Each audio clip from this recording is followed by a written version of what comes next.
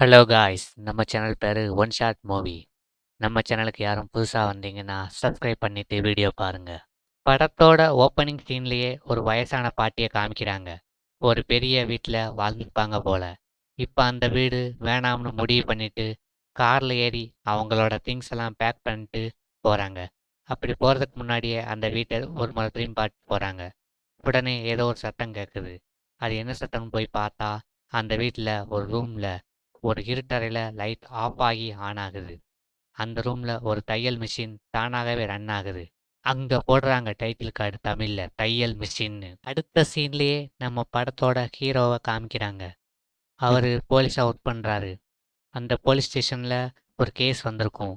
அதை பத்தி டீட்டெயில்ஸா விசாரிச்சுட்டு இருக்கும்போது அவருக்கு டிரான்ஸ்ஃபர் கிடைச்சிருது. அந்த போலீஸ் ஸ்டேஷன்ல இவர் நேர்மையா இருந்தனால தான் இவருக்கு டிரான்ஸ்ஃபர் கிடைச்சிச்சு அப்படின்னு கூட இருக்கவங்களே பேசிக்கிறாங்க. இவர் டிரான்ஸ்ஃபர் ஆகி போற ஊர்லயே ஒரு வீடு பார்க்கணும்னு கிளம்பி போறாரு. அந்த தையல் மிஷின் உள்ள பேய் வீட்டை காமிக்கிறாங்க. அந்த வீட்டு ஓனரும் அந்த வீட்டோட எல்லா ரூமையும் காமிக்கிறாரு. இது பூஜை ரூம், இது பெட்ரூம்னு காமிச்சிட்டு அடுத்து அந்த தையல் மிஷின் உள்ள ரூமை காமிக்கிறாங்க. அந்த ரூம் ஃபுல்லா இருட்டா இருக்கு. லைட் ஆஃப் ஆகி ஆன் ஆகுது. உடனே அந்த ஓனர் என்ன சொல்றாருன்னா, இதுக்கு முன்னாடி உள்ளவங்க தையல் மிஷின் எடுத்துட்டு போயிட்டாங்க. உங்களுக்கு வேணாம்னா சொல்லுங்க, அதை அப்புறப்படுத்திடுவோம்னு சொல்றாரு நம்ம ஹீரோ கிட்ட. நம்ம ஹீரோவும் இல்ல, என் மனைவிக்கு தையல் தைக்க தெரியும், அவ பயன்படுத்திக்கிட்டு வா அப்படின்னு சொல்லிட்டு அட்வான்ஸ் கொடுத்துட்டு கூடிய சீக்கிரமே எங்களுக்கு இந்த வீட்டை ரெடி பண்ணித்தாங்க அப்படின்னு சொல்லிட்டு கிளம்புறாரு. புரோக்கருக்கு இந்த வீட்டை பார்த்தாலே ஒரு விதமான பயம். அடுத்த சீன்லேயே போலீஸ் ஸ்டேஷன்ல வினீத் அப்படிங்கிற லோக்கல் எஸ்ஐ கூட அவருக்கு பழக்கம் ஏற்படுது. அவரும் ஒரு கேஸை செய்யணும் விசாரிக்க போறேன்னு சொல்றாரு. அதுக்கு சரி நானும் உங்க கூட வரேன்னு சொல்லிட்டு வினீத் கூடவே கிளம்புறாரு நம்ம ஹீரோ. நம்ம ஹீரோவும் போற வழியில ஒரு 2 பேர் நடந்து வராங்க.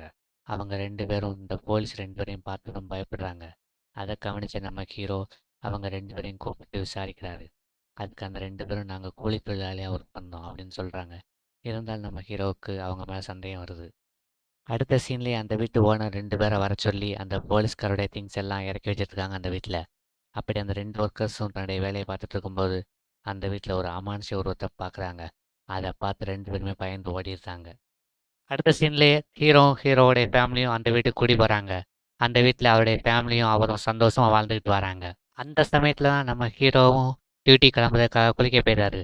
அப்படி அவர் ரூமில் குளிச்சுட்டு இருக்கும்போது ஒரு குழந்தை சிரிக்கிற மாதிரி சத்தம் கேட்குது. அவரும் நம்ம குழந்தையோட சத்தம் தான் அப்படின்னு நினச்சிக்கிட்டு அதை பெருசாக கண்டுக்கிடலை. குளிச்சு முடிச்சுட்டு அவரோட மனைவி மட்டும் குழந்தையோட சாப்பிட்டுட்டு இருக்காரு. அவரோட மனைவி என்ன கேட்குறாங்கன்னா, இந்த வீடு இந்த ஊர்லாம் எப்படி உங்களுக்கு பிடிச்சிருக்கா அப்படின்னு கேட்குறாங்க. பிடிச்சிருக்குன்னு சொல்லிட்டு டியூட்டி கிளம்பிடுறாரு. ஆனால் அன்னைக்கு நைட்டு டியூட்டி முடிஞ்சு வீட்டுக்கு வந்து சாப்பிட்டு தூங்க வராரு. அப்படி நல்லா தூங்கிட்டு இருக்கும்போது திடீர்னு ஒரு சத்தம் கேட்குது. எங்கே இருந்து சத்தம் வருதுன்னு பார்த்தா அந்த தையல் மிஷின் உள்ள ரூம்ல இருந்து வருது. அதை தெரிஞ்சுக்கிட்ட நம்ம ஹீரோவும் அந்த ரூமை மெல்ல எட்டி பார்க்காரு. அந்த தையல் மிஷினில் ஒரு பொண்ணும் அவங்களோட குழந்தையும் உட்காந்துக்கிறத பார்த்துட்டு அரண்டு போயிடுறாரு. அந்த குழந்தையோட அம்மாவும் உனக்கு என்ன வேணும் அப்படின்னு கேட்குறாங்க. அவரும் பயந்து போய் தூக்கத்துல இருந்து எந்திரிச்சு பார்க்காரு. அது கனவுன்னு தெரிய வருது. இது கனவா இல்ல உண்மையா அப்படின்னு குழப்பத்துல இருந்த ஹீரோ என்ன செய்தாருன்னா, இந்த வீட்டை பத்தி எஸ்ஐயா இருக்கிற வினித்து கிட்ட கேட்காரு. அவர் எனக்கு ஒன்றும் தெரியாது சார், எங்க அப்பாவுக்கு தான் தெரியும் அப்படின்னு சொல்லிடுறாரு. அவரோட அப்பாவை மீட் பண்ணி இந்த வீட்டை பற்றின டீட்டெயில்ஸை கேட்காரு. அவர் அப்பா என்ன சொல்றாருன்னா, நீங்க இப்போ வாழ்ந்துட்டு இருக்கீங்களே அந்த வீட்டில், கொஞ்ச நாளுக்கு முன்னாடி ஒரு அம்மாவும் அவங்களோட குழந்தையும் வாழ்ந்துட்டு இருந்தாங்க. அந்த வீட்டை கொள்ளையடிக்க போனவங்க அந்த அம்மாவையும் அவங்களோட பொண்ணையும் கொலை செஞ்சிட்டான்னும், இன்னும் அந்த கேஸ் பெண்டிங்கில் தான் இருக்குன்னு சொல்கிறாரு. நம்ம ஹீரோவும் இந்த பிரச்சனையை சமாளிக்க சர்ச்சில் போய் ஒரு ஃபாதரை பார்க்கன்னு போகிறாரு. அந்த ஃபாதர் இவரோட கையை பிடிச்சி பார்க்காரு. நீ கண்டது கனவு இல்லை, உண்மைதான் அப்படின்னு சொல்கிறாரு. இந்த பக்கம் அவரோட வீட்டில் அமானுஷம் இருக்கிறதா அவருடைய மனைவிக்கு தெரிய வருது. அந்த சமயத்துல தான் அந்த 2 ஆன்மாவும் அவரோட மனைவி மட்டும் குழந்தை உடம்புல புகுந்துருது. அதுக்கப்புறம் அந்த ஃபாதரும் அவரோட வீட்டுக்கு வந்துருந்தாரு. அந்த 2 ஆன்மாவையும் அவங்க 2 பேரோட உடம்ப விட்டு வெளியில வான்னு சொல்லுதாரு. ஆனா அந்த ஆன்மா என்ன சொல்லுதுன்னா, என்னை கொன்னவங்கள பழி வாங்காம நான் விட மாட்டேன். அதனால அந்த உடம்ப விட்டும் சரி, இந்த வீட்டை விட்டும் சரி நான் போமாட்டேன் அப்படின்னு சொல்லுது. இவரும் மந்திரம் போட்டு அது மூலமா அந்த 2 ஆன்மாவை வெளியில கொண்டு வந்துருந்தாரு. அப்படி வந்து ஆன்மா அந்த தையல் மிஷினுக்குள்ள போயிருது. அந்த ஃபாதரும் அந்த பொண்ணோட ஆன்மா கிட்ட என்ன சொல்றாருன்னா, ஏன் இந்த வீட்டில் இந்த அப்பாவி ஃபேமிலியை வாழ விட மாட்டீங்க அப்படின்னு கேட்காரு. எனக்கு நடந்தது ரொம்ப அநியாயம், என்னை கொன்னவனை நான் யாருன்னு கண்டுபிடிச்சு பழி தீர்த்து இந்த வீட்டை விட்டு போயிடுறேன் அப்படின்னு சொல்லுது ஃபாதர்கிட்ட. கடைசியாக ஃப்ளாஷ்பேக் சொல்ல ஆரம்பிக்குது அந்த பொண்ணோட ஆன்மா. அந்த குழந்தையும் அந்த குழந்தையோட அம்மாவும் அந்த வீட்டில் சந்தோஷமாக வாழ்ந்துட்டு வராங்க. அப்படி ஒரு நாள் எதிர்பார்க்காத சமயத்தில் தையல் மிஷினில் வேலை பார்த்துட்டு இருக்கும்போது ஒரு மர்ம நபர் அவங்க வீட்டுக்குள்ளே வந்து இந்த அம்மாவையும் அந்த குழந்தையும் தையல் மிஷின்லேயே அடித்து கொலை பண்ணிடுறாங்க. இதில் குழப்பமான விஷயம் என்னென்னா, இவங்களை யார் கொலை பண்ணாங்கன்னு புரியலை, எதுக்காக கொலை பண்ணாங்கன்னு புரியலை. இப்படி இருக்கிற சூழ்நிலையில நாங்க எப்படி இந்த வீட்ட விட்டு போவோம்? நானும் என் குழந்தையும் என்ன தப்பு பண்ணோம்? அப்படின்னு அந்த ஃபாதர் கிட்ட பயங்கர ஆக்ரோஷமா சொல்லுது அந்த பொண்ணோட ஆன்மா. அடுத்த சீன்லயே அந்த ஃபாதர் கூட வந்தவரு ஒரு விஷயத்த ஷேர் பண்ணியிருப்பாரு. அத ஹீரோ கிட்ட ஷேர் பண்றாரு. அது என்னன்னா, உங்க கூட வேலை பார்க்கார்ல அந்த வினித், அவருக்கும் இந்த வீட்டுக்கும் ஏதோ சம்மந்தம் இருக்குன்னு சொல்றாரு.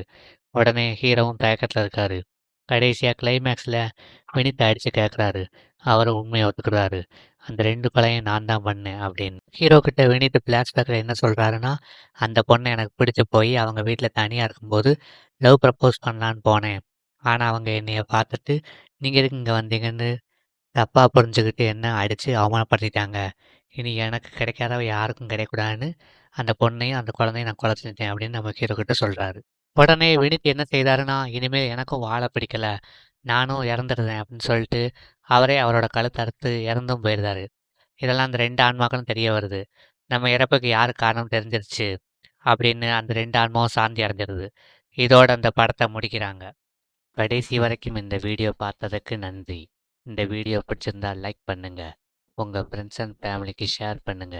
இந்த முழு படத்தையும் பார்த்துட்டு உங்களுடைய கருத்தை எனக்கு கமெண்ட் பண்ணுங்க.